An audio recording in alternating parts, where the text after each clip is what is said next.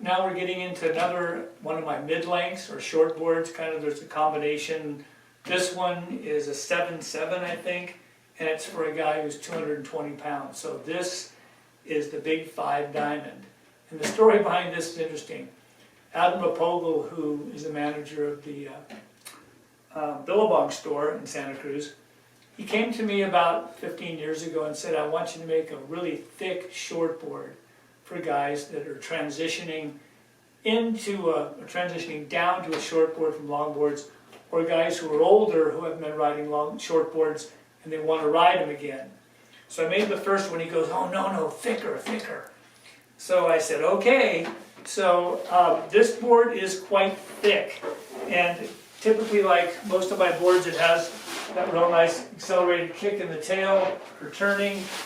I'll show you on the bottom the dimensions and everything and the contours, but it has thick rails. It's a full-on thick board. It almost looks like an SUP.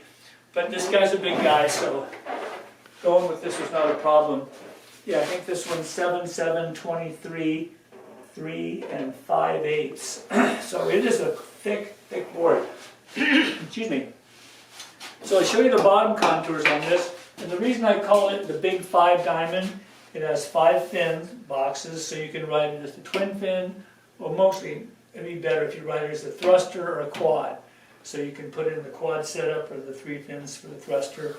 And people go back and forth, and it gives it a little more variability and a little more diverse type of surfing experience. But this board has the double barrel concave again through here, the hard edges in the tail. This is basically a short board mid-length design, hard up to about here, then softens up a bit. Little V in the nose for cutting the water when you're dropping in late. That same tri-plane V that comes through here. So a little bit of release on the edge there. And again, this board is really, this size is only for big guys. And it's had really good response. I sold dozens and dozens of these things for Billabong for a number of years. And people really like them.